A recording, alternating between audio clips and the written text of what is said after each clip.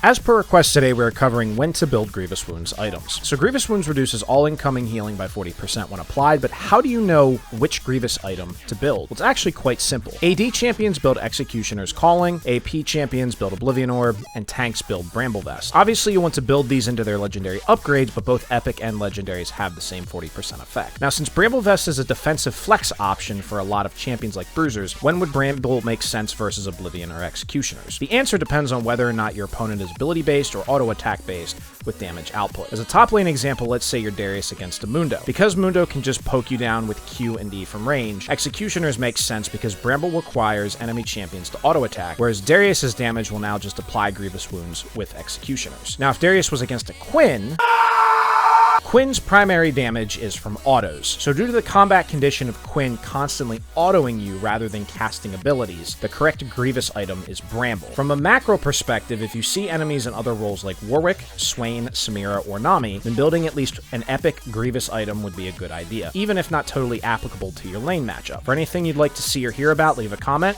Otherwise, subscribe for more.